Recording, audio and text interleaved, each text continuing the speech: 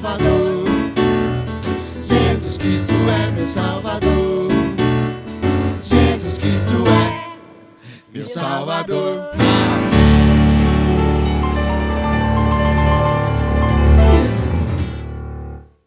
Boa noite, ou bom dia, ou boa tarde, eu não sei. Para quem não me conhece, o meu nome é Lúcia, tá? Eu sou a professora dos pré-adolescentes e também estou com muita saudade dos meus alunos, tá? E de todos. Saudade de ver o culto, de ver a igreja louvando, mas a gente tem certeza que de tudo isso uma hora vai passar, né? E agora nós vamos dar continuidade ao nosso culto que já começou com o louvor, com as músicas, né? Mas, antes de tudo, vamos orar? Senhor, nosso Deus e Pai, muito obrigada por essa oportunidade que temos de, mesmo à distância, Senhor, continuar a louvar e engrandecer o Seu nome. Esteja com cada criança e com cada lar neste momento de culto, recebendo a nossa adoração, Pai. Guarda-nos a todos neste momento de dificuldade e nos ajude, Senhor, a obedecê-lo e a fazer cada vez mais aquilo que te agrada, Senhor. Eu oro em nome de Jesus. Amém. Nós vamos continuar o nosso culto e hoje, assim como nos próximos, nós vamos falar dos profetas de Deus, tá? Sobre a vida deles. A maioria dos profetas, eu tenho certeza que vocês já conhecem a história deles, mas nós vamos fazer isso de um jeito um pouquinho diferente. Nós vamos olhar para a vida desses profetas e perceber aquilo que pode ser aplicado à nossa vida nos dias de hoje, né? Mas será que vocês sabem o que é um profeta? O que faz um profeta? Aonde que ele estuda para ser profeta? O que faz o profissional das profecias? Quanto que ele recebe de salário? Você sabe isso? Eu acho que não, né? Na verdade, não é nada disso que eu falei. Para ser um profeta de Deus, você tem que ser escolhido por Deus, tá? Muitos homens e mulheres na Bíblia foram chamados para serem profetas, tá? Mas o principal é que eles foram escolhidos por Deus. Alguns estudaram, outros não, mas todos foram principalmente chamados por Deus para este ministério. E todos foram escolhidos para fazer o quê? Bom, um profeta de Deus é aquele que leva a palavra do Senhor ao povo de Deus. Aquilo que Deus quer que o povo saiba naquele momento. Às vezes pode ser alguma coisa que vai acontecer, um evento futuro, mas às vezes pode ser uma palavra de ensinamento, como também pode ser uma palavra de encorajamento, de edificação. E todos eles vão falar coisas que Deus pediu que eles falassem ao povo. Quando eles falam coisas futuras que irão acontecer, eles são chamados também de videntes. Bom, mas vamos voltar para nossos profetas da Bíblia, tá? Hoje eu vou falar de um profeta que todos vocês conhecem muito bem. Será que vocês vão adivinhar quem ele é? Vamos começar. A mãe dele era uma mulher muito temente a Deus, fiel a Deus. Só que ela tinha um problema, ela não podia ter filhos e por isso ela orava muito a Deus.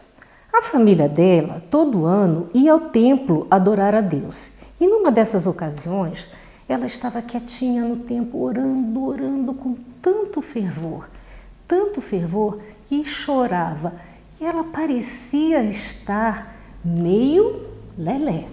Foi o que pensou o sacerdote do templo. Mas ela disse para ele: não, meu senhor, eu não estou louca, eu simplesmente quero muito ter um menino. E eu quero tanto ter esse bebê que eu prometo ao Senhor que quando esse bebê nascer, eu vou devolvê-lo para Deus. Vocês já sabem quem é o profeta, né? Nós estamos falando de Samuel, o profeta.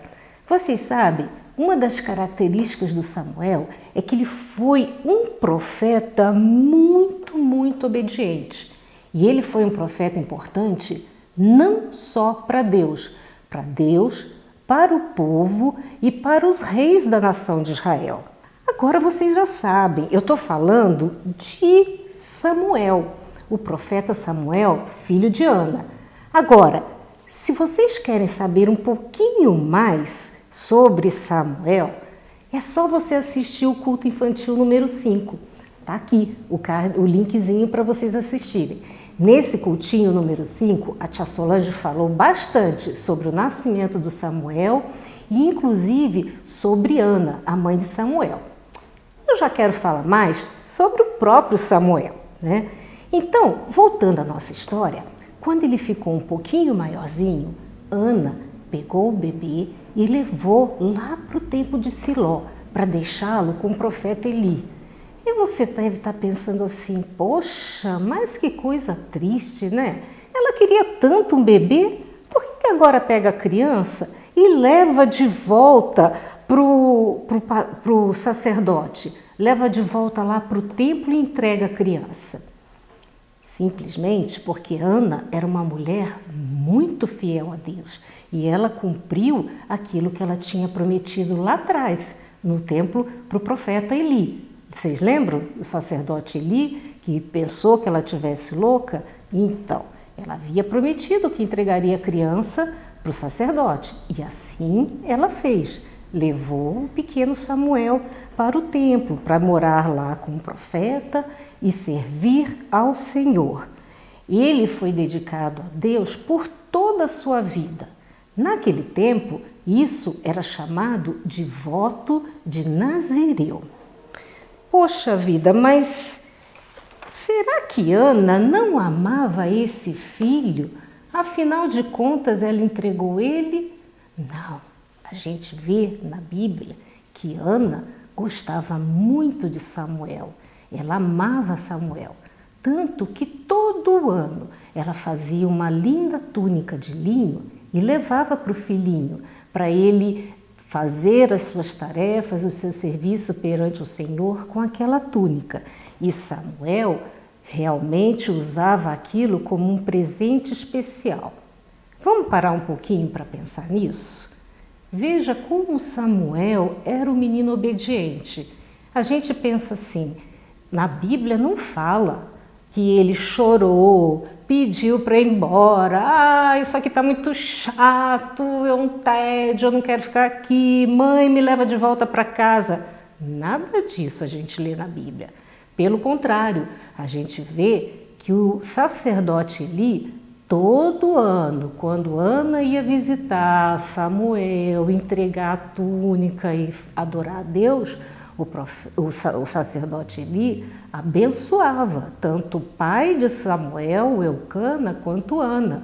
E por que ele fazia isso? Porque provavelmente Samuel era um menino obediente e que desempenhava com muito carinho todas as tarefas dele. E Ana foi tão abençoada que Samuel teve outros irmãos e irmãs. E conforme ele crescia na presença do Senhor, não era só Deus que se agradava de Samuel ou o profeta Eli. Todas as pessoas ali em volta que conviviam com ele, viam nele um servo do Senhor.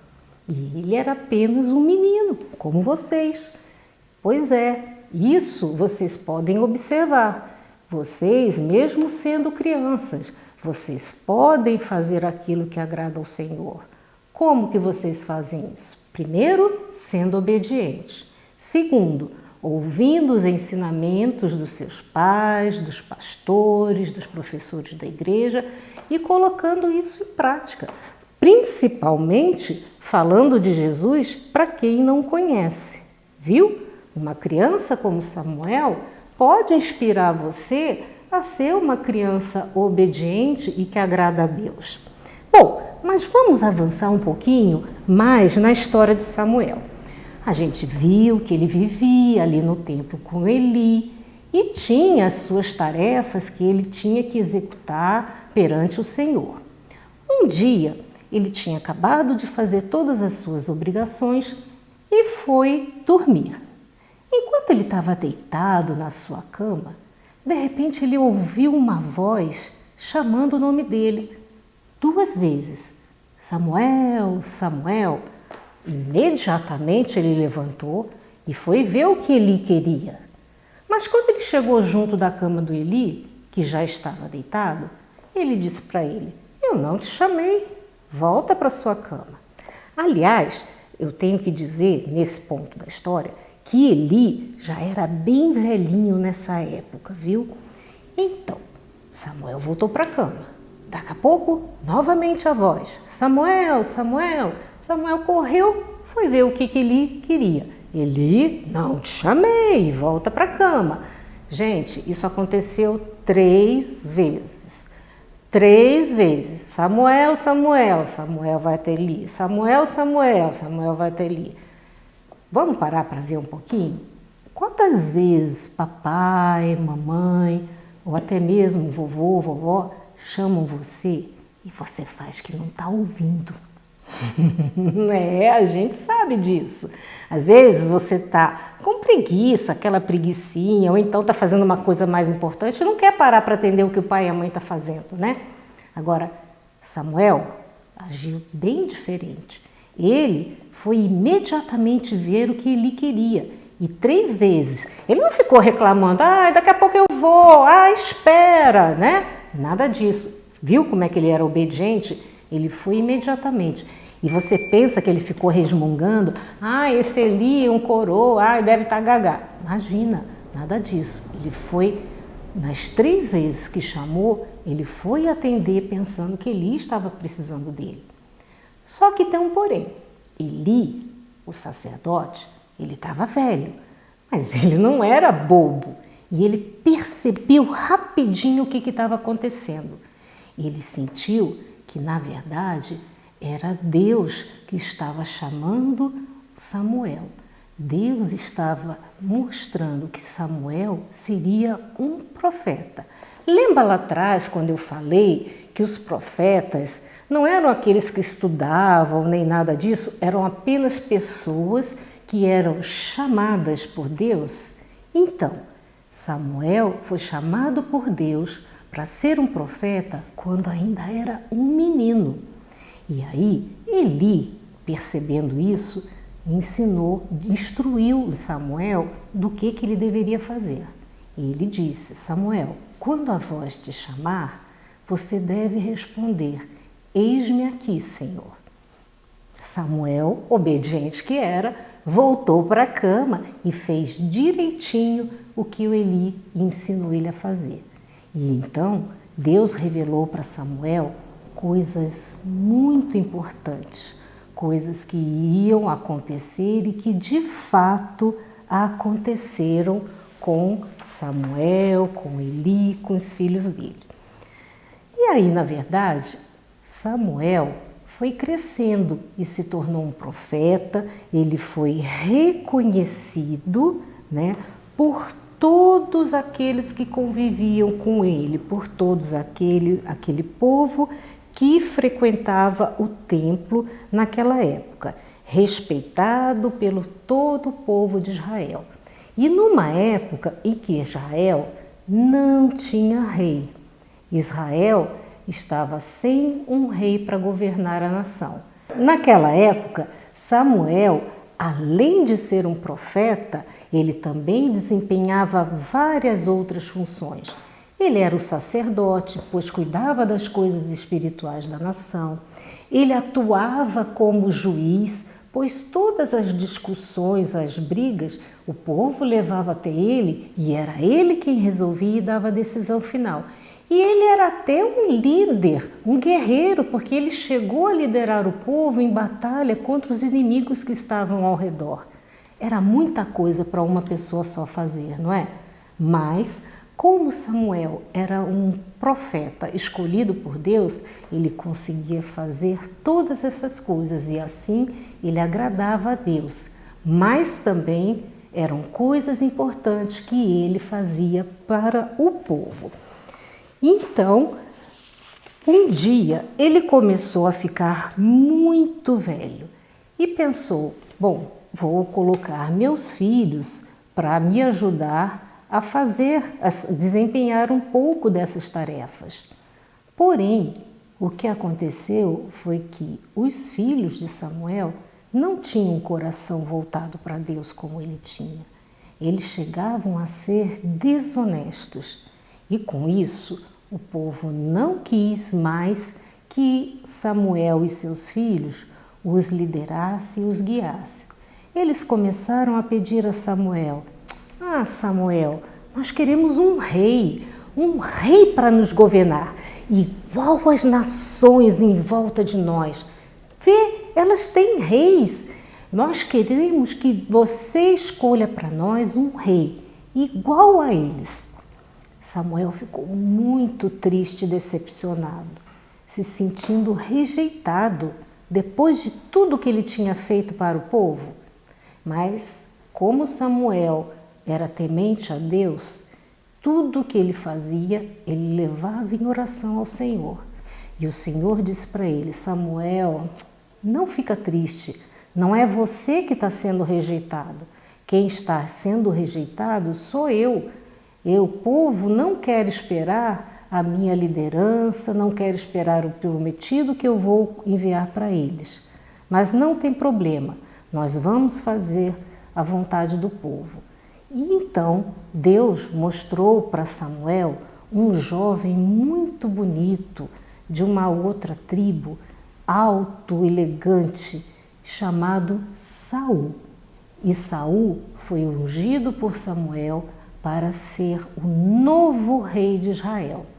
Saul, com a bênção do Senhor, conseguiu derrotar os inimigos em volta de Israel. Assim, ele estava feliz, o povo estava feliz. Só que o orgulho foi tomando conta do coração de Saul e ele começou a desobedecer as coisas que Samuel mandava ele fazer a mando do Senhor.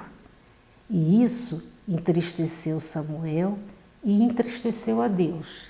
E Deus tomou uma grande decisão. Saul não ia ser mais o rei de Israel. Outra pessoa ia tomar o lugar dele, e ele e os filhos dele perderiam esse privilégio de reinar sobre o povo. Então, Deus mandou que Samuel procurasse o Jessé, a casa de Jessé.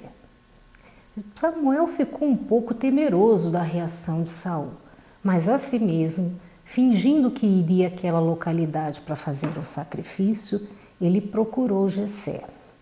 Jessé, naquela época, tinha 7 filhos muito bonitos, fortes, e todos eles foram colocados diante de Samuel. Mas Samuel não quis nenhum deles. Deus falou no coração de Samuel: o homem vê com os olhos, vê aquilo que lhe agrada, mas eu, Deus, eu olho o coração. Então Samuel perguntou: Jessé, não tem mais nenhum filho seu? Então Jessé mandou chamar quem? Vocês já sabem, Davi. Davi era um adolescente, era o caçula da família, magrinho, franzino, ninguém dava nada por ele. Mas assim mesmo, Jessé mandou chamá-lo. E quando Samuel viu Davi, Deus colocou no coração de Samuel: este será o meu ungido, será o rei de Israel. Então Samuel ungiu Davi, e Davi, quando Saul morreu, se tornou o rei de Israel. E com isso a gente vai encerrar a história de Samuel.